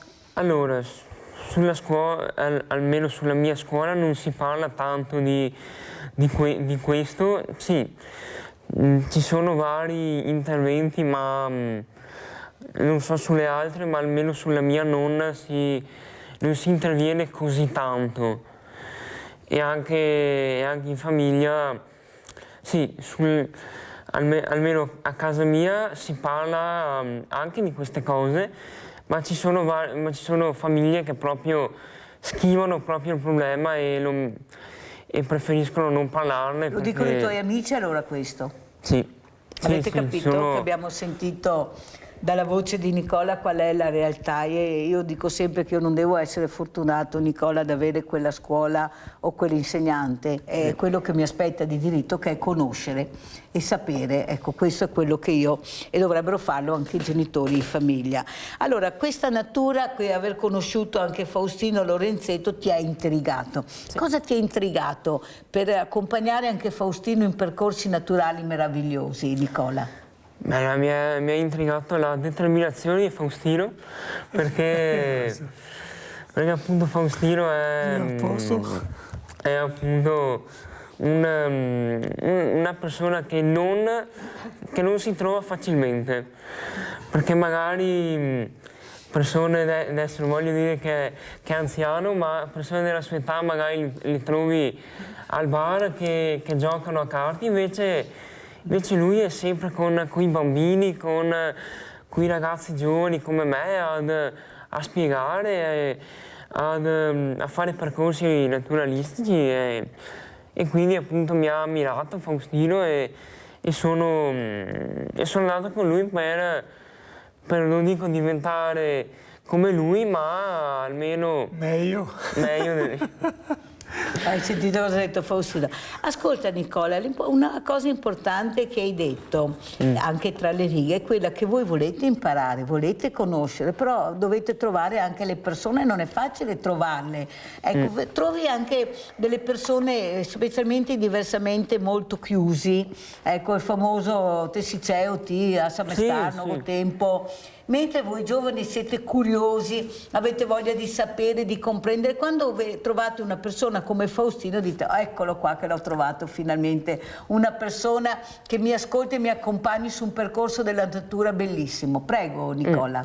Sì, appunto quello che hai detto è vero, che appunto io ho anche ho incontrato tante persone che magari io volevo imparare e appunto mi dicevano no, io non ti insegno perché io non ho tempo, o tu sei piccolo e imparerai, ma se nessuno mi insegna, da chi è che imparo, se nessuno mi insegna?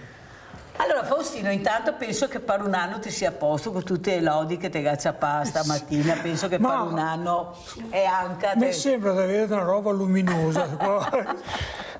Ascolta Faustino, ecco, per intrigare i ragazzi bisogna farli diventare anche protagonisti, che è quello che fai tu, gli insegno, ma poi loro si adoperano su quello che hanno capito e li metto alla prova. Come vedi questi ragazzi? È vero che hanno poca manualità, che si stancano facilmente, si annoiano molto di più, come li vedi tu? Ma probabilmente è un periodo nostro culturale, diremo, che non dà molta apertura, perché nelle più piccole esperienze che ho, soprattutto sui più piccolissimi, là c'è già una mentalità aperta, una voglia di fare, di conoscere, che pian piano che trova delle barriere e va a morire, proprio non interessa più. Poi si parlava anche stamattina delle scelte. Adesso avevo tutta una vita preconfezionata, cioè vado su quel posto là, che se casavo là, pago 5 euro, passai 2 ore eccetera e sono a posto. Aiuta perché bisogna anche un po' semplificare queste robe. Mi vedo adesso per esempio sull'Osi, il Paio del Prete, che sono diverse tipologie di visitatori. Non ne sono tantissimi, questo mi va bene perché è un Osi ancora di pace e tranquillità.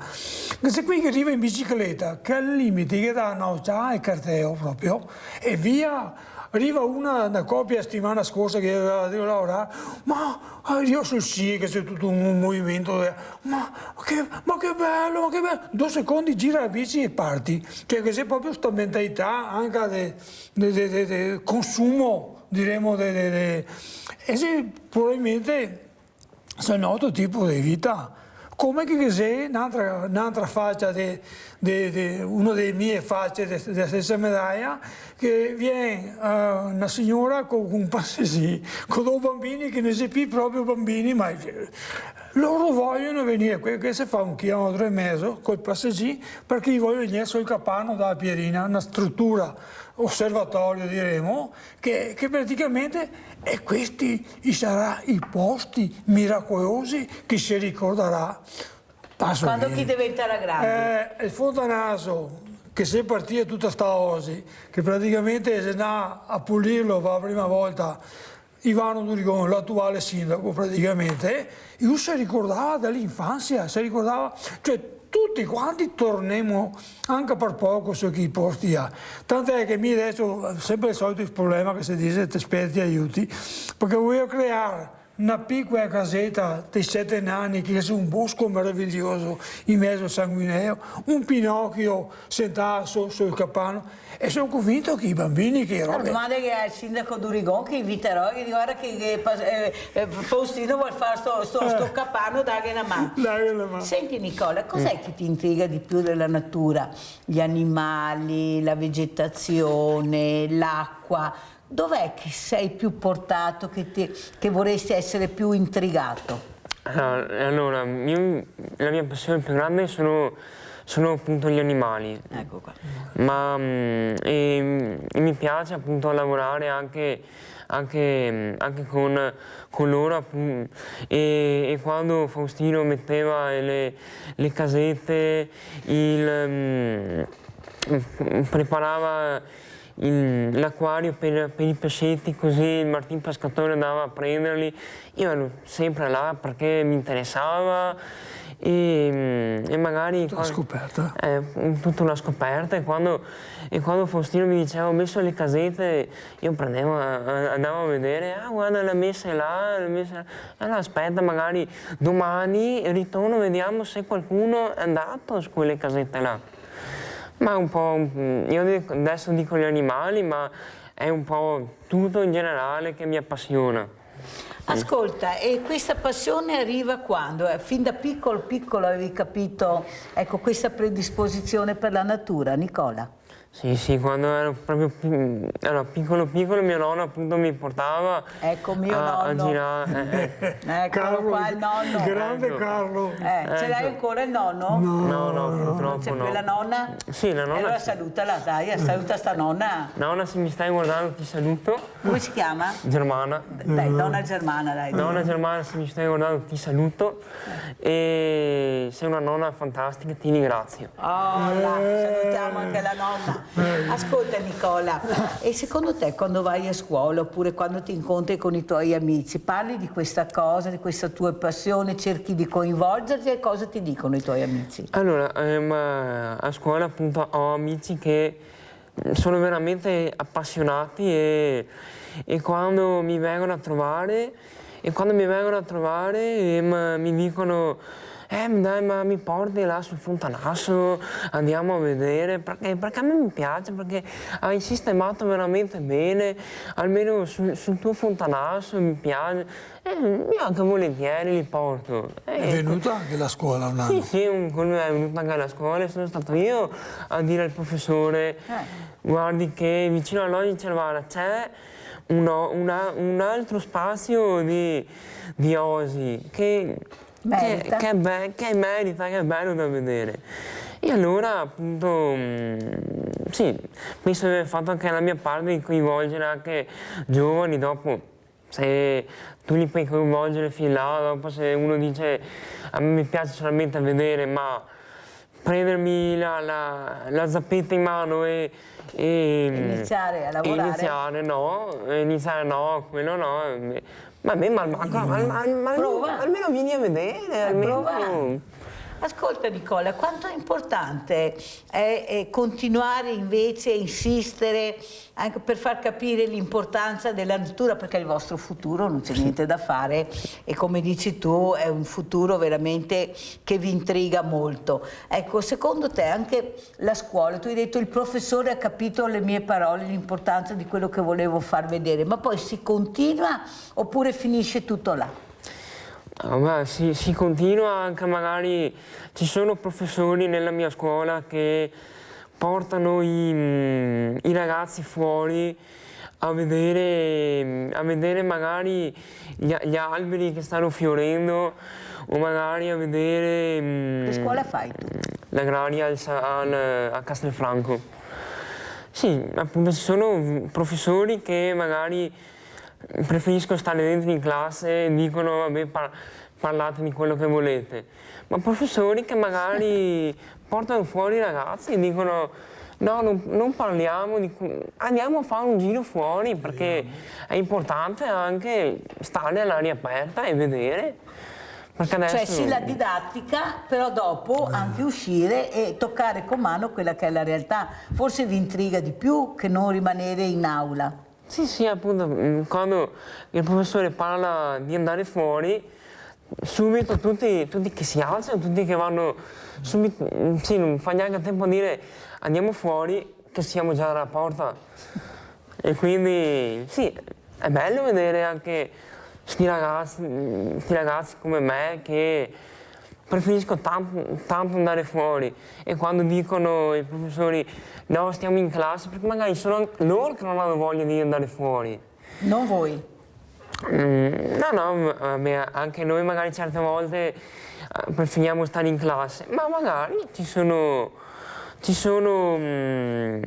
professori che spingono proprio i ragazzi ad andare fuori a vedere magari gli alberi che stanno fiorendo, i vari lavori di agricoltura che sono stati fatti dagli altri, e questo è bello da vedere. Senti Nicola, quello che hai capito anche, e l'hai spiegato anche molto bene, ti ringrazio Nicola, di quello che fa Faustino, cioè Faustino rallenta, Faustino è la calma, è la spiegazione, è l'ascolto. Ecco, voi avete bisogno di calma, di rallentare, non di correre, di guardare attentamente e soprattutto di avere dei tempi. Voi avete bisogno di tempo, o sbaglio?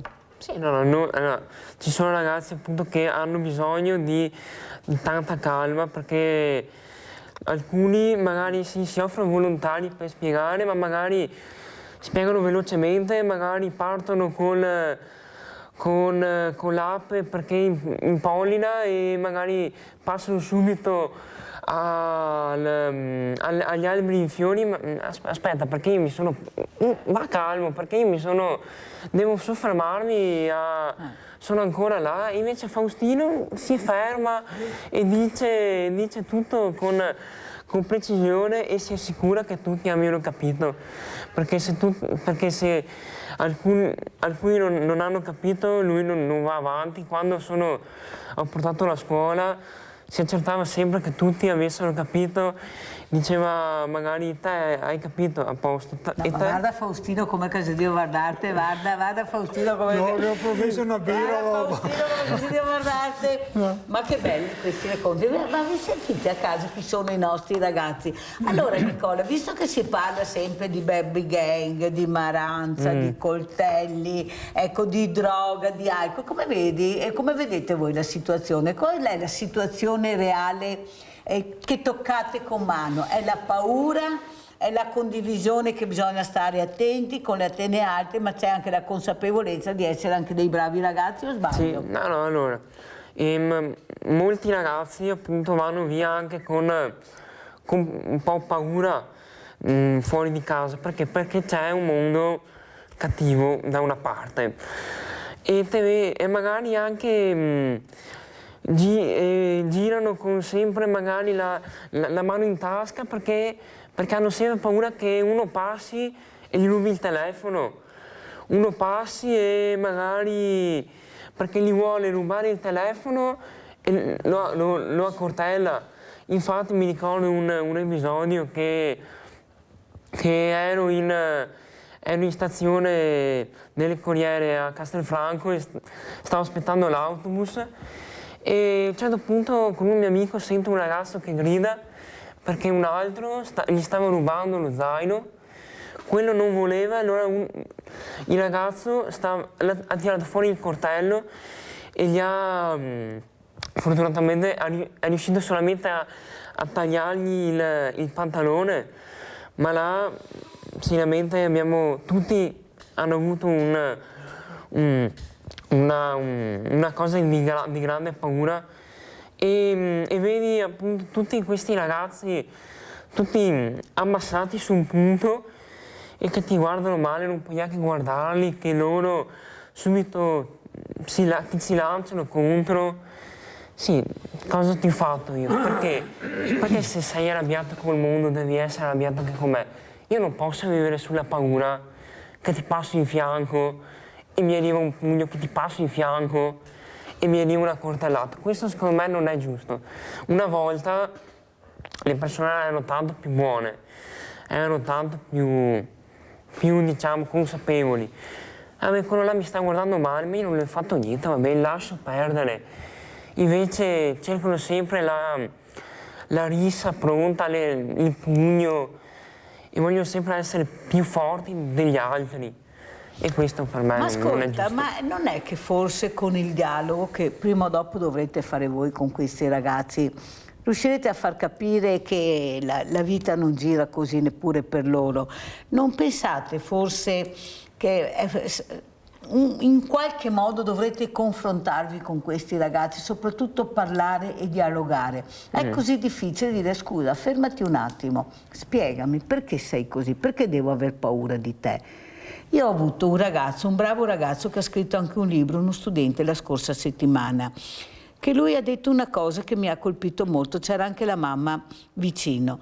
Ha detto: io vado con questi ragazzi, diciamo, un po' sopra le righe, diciamo così, perché loro mi hanno accolto e non mi sento giudicato. Cosa dici? È vero questa storia che c'è una parte di ragazzi che sono visti male dalla comunità, dalla società, invece che accoglie la persona fragile, che loro sentono che è fragile? È come che questo ragazzo si sentiva protetto da questi ragazzi?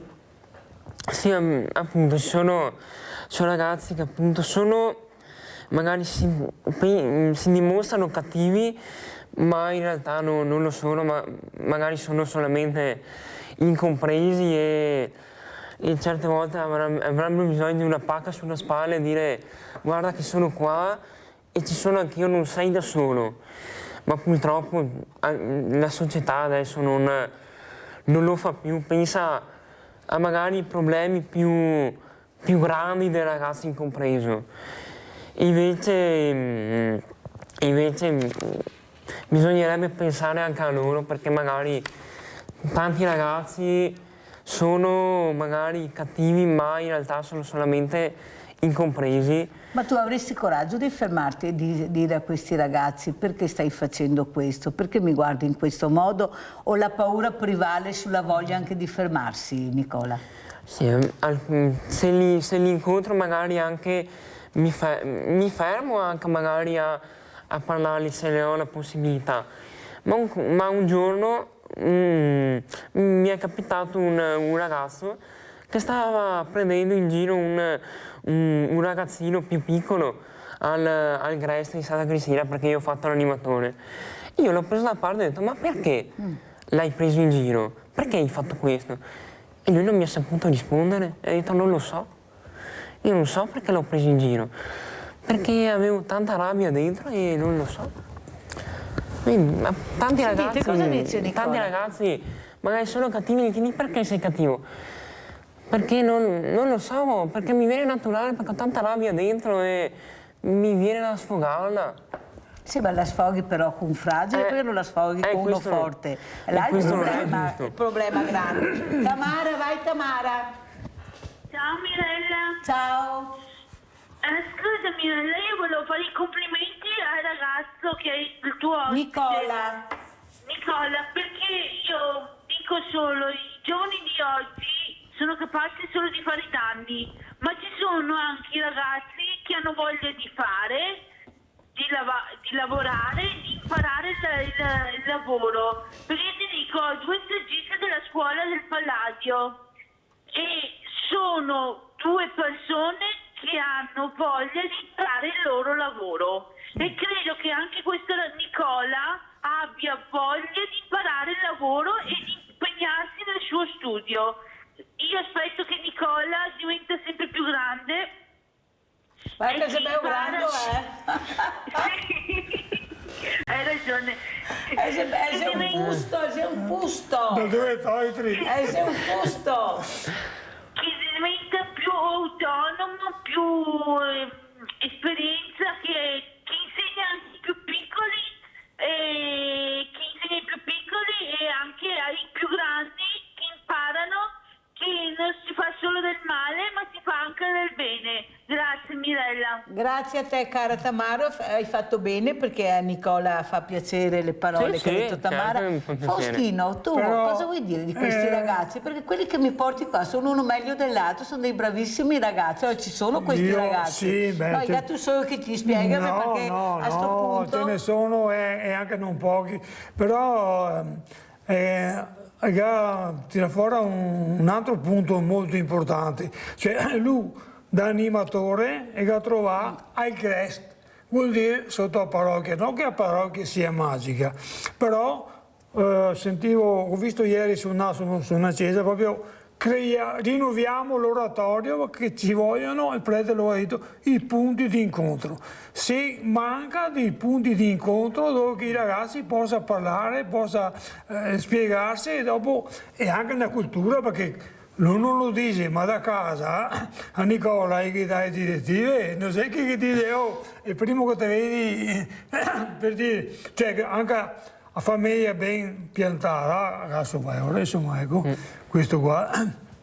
E dopo ci sia una società che, se, ad esempio, voglio accennare un'altra esperienza recente, che con gli alpini siamo andati a cantare alla casa di riposo di Silea e cantare Amici miei, no? Chi se Dio guardarne perché diversamente giovani di Silei, guarda sempre tutta Saudi. Non mi ricordo il nome, ma avevo cantato all'ultimo canto, intanto un applauso ogni brano, un applauso da stadio, una cosa pazzesca, e l'ultimo canto che abbiamo fatto Amici miei, era mio e un altro alpino, no? Che era uno che aveva le braccia diremo verso in avanti, che abbiamo dato a mano e che abbiamo cantato tutta quanta la canzone, quando ti prende la nostalgia, eccetera, eccetera. Amici miei, è stata un'esperienza bellissima. Fantastico. Solo che ero detto a me, amico, solo una stretta di mano così, era come che ti avessi dato il mondo a una persona. L'umanità è sempre qui. Era saluti bene, dai, chi te guarda, dai. Praticamente si ricorda, perché tra l'altro mi era l'unico che non sono alpino. Sono andato là non una te volta. avevi il cappello dell'alpino, ma te avevi il cappello del tuo nonno? No, neanche quello. Perché sono andato là per fare qualche ripresa e mi ha detto sentite, mi ha dato la carta e anche c'è un coro, bisogna che ti inviti qua una volta. I diversamente giovani di Silei, No, parlo di alpini, perché gli alpini sei venuti l'altro giorno? C'è un coro che non c'è coro e il maestro che non c'è maestro. Ah, va bene, c'è un coro, maestro non c'è maestro. E che canta da Dio. Va bene. Senti Nicola, un'altra cosa importante che ha detto Faustino è la famiglia, i genitori e soprattutto i punti di riferimento che possono essere anche questi posti, perché fino adesso non è che ne abbiamo molti, che avete molto. Ecco, quanto importante è la famiglia, ma poi quando esce avere un punto di riferimento che può essere, una volta si chiamava oratorio, adesso lo so, mettete che nome volete, ma avere un punto di riferimento. Quanto importante è? Allora, la famiglia è molto importante, ad avere anche una famiglia che, come la mia, che ti educa e ti dice cosa è giusto e cosa è sbagliato, è veramente essenziale per la vita di un ragazzo. E appunto i miei genitori mi hanno educato ad appunto capire che questa roba si fa ed è bene. Questa cosa non si fa, la fai lo stesso, sai che avrai delle conseguenze e quando andrai fuori di casa così saprai cavartela e sapere i punti di riferimento giusti, come magari l'oratorio, come il GREST, come il gruppo giovani, e sapere quali punti di riferimento sono invece cattivi, come le baby gang, come le amicizie diciamo sbagliate. E per me questa cosa per la vita di un ragazzo è molto importante e ci sono purtroppo tanti ragazzi che i genitori non gli spiegano cosa è giusto e cosa è sbagliato, perché tanto quando cresce imparerà da solo, ma però se un bambino non capisce già da piccolo cosa è giusto, da grande non potrà imparare perché sarà sempre stato abituato a fare quella cosa sbagliata e la pensa come giusta. E secondo me questo non è... Senti Nicola, tu hai detto che hai fatto l'animatore, ti piace fare l'animatore, perciò vuol dire che sei una persona anche che socializza, che è molto importante.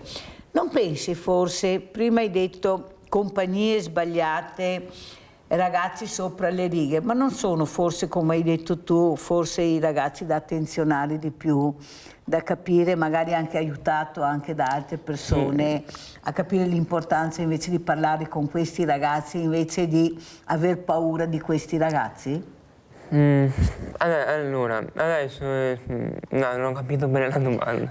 Devi avere più paura oppure bisogna essere propensi più a cercare il dialogo e capire, come hai detto tu, perché si comportano così, magari accompagnati da persone più preparate? Sì, no, è importante il dialogo, è molto importante il dialogo con questi ragazzi, ma appunto ritornando all'argomento di prima della famiglia, magari noi animatori, o almeno io che sono un ex animatore, sì, possiamo educare, ma però deve essere anche appunto queste famiglie, le famiglie a metterci il loro, perché il ragazzo di 12 anni, che adesso i ragazzi di 12 anni si comportano come noi ragazzi di 17, cioè chi è che ascolti di più?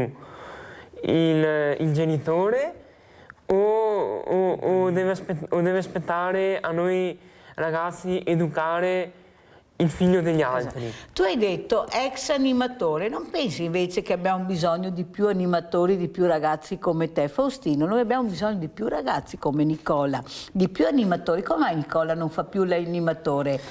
Mi deriva un certo un problema di età che oppure te che stanca, cioè non te lo fa più, insomma. No, cioè, mi è piaciuto veramente fare l'animatore, ma adesso, dato che tra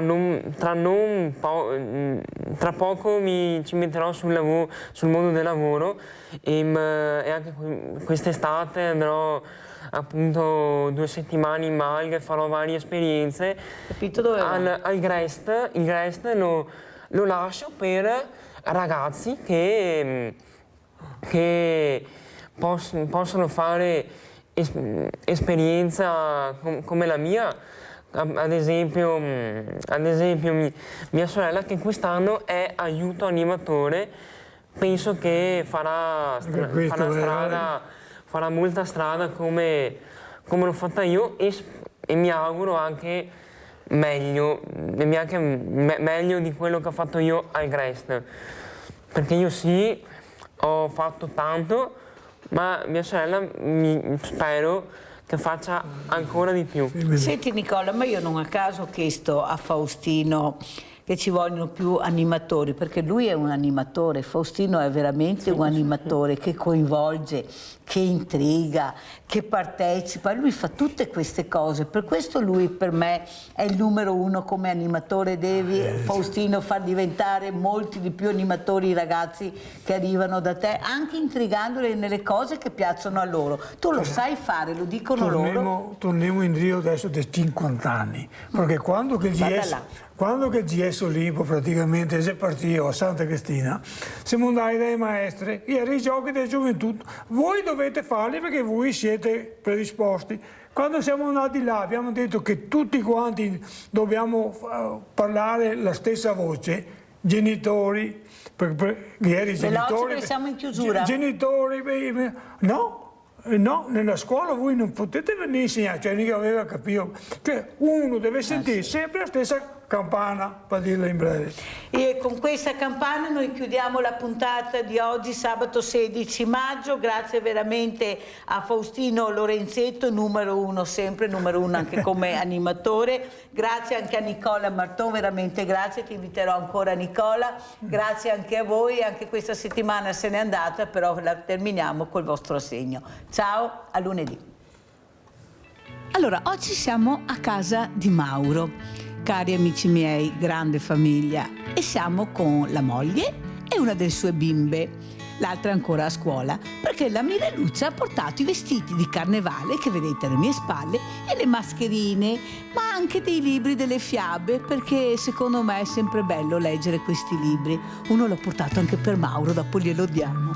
Allora, Maria, hai detto, io ho tante spese, Mirella, purtroppo la vita è molto cara, ho 2 bambine e tutto costa tutto caro, anche Mauro ha delle esigenze. E allora noi oggi siamo venuti qui per dare l'assegno a te, Maria, perché io so che tu ce la stai mettendo tutta e stai facendo tanta fatica. Oltretutto c'è un problema, che loro hanno una casa che hanno tanto desiderato col mutuo, però è diventata piccola. Mauro si sente escluso perché vive in una stanza piccola. Maria non può dormire vicino a lui perché c'è solo un letto che ci sta in questa stanza e lei dorme per terra, pur di stare vicino a Mauro, perché Mauro deve essere assistito giorno e notte. Allora Maria, io vorrei lanciare anche un appello. Se qualcuno avesse una casa grande, perché Mauro mi ha fatto una confidenza, mi ha detto delle volte io mi sento escluso, loro sono in cucina e io non partecipo alla loro vita familiare perché sono in questa stanza. Le bambine sì, vanno, però rimangono anche in cucina. Cosa vorresti avere? Il tuo sogno quale sarebbe, Maria? È il sogno di Mauro specialmente. Di Mauro, di avere più spazio per tutti quanti, specialmente per lui, perché avendo più spazio lui può avere più libertà di muoversi, magari in carrozzina ovviamente, venire più spesso su, e è questo il discorso di avere più spazio, che qui non abbiamo più di tanto. Sì, sarebbe ideale la quantità di cui abbiamo oggi, però non in questa situazione in cui siamo. Perché quando avete preso questo appartamento nessuno immaginava la tragedia. No. Era il vostro nido d'amore, questo qua con le vostre bellissime bambine.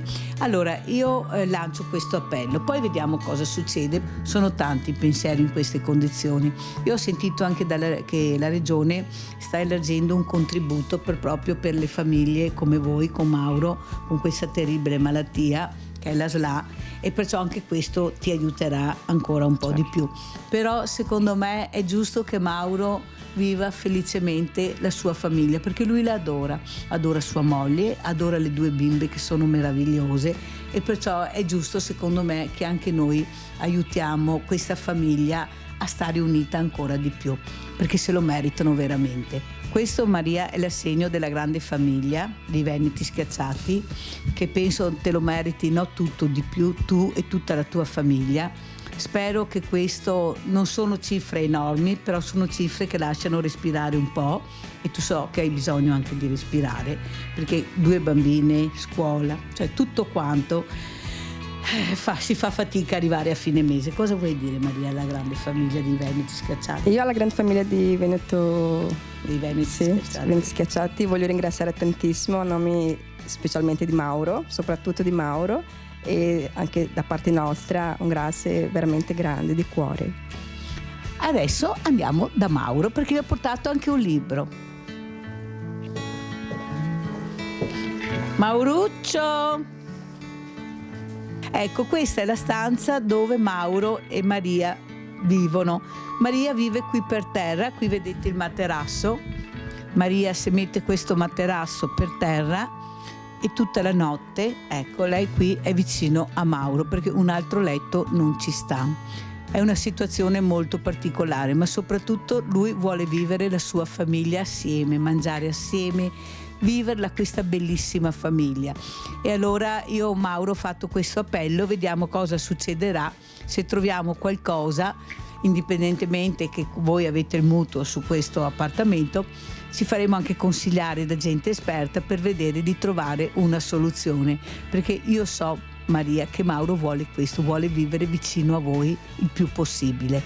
Perciò io ringrazio la grande famiglia di Veneti Schiacciati, ringrazio tantissimo Mauro.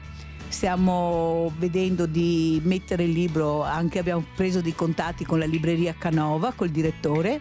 Speriamo vada tutto bene, in maniera che questo libro si possa trovare anche nella libreria, e perciò noi andiamo avanti per la nostra strada. Noi ci proviamo sempre, tutto, diamo tutti noi stessi per riuscire a migliorare le situazioni di queste famiglie. Ciao!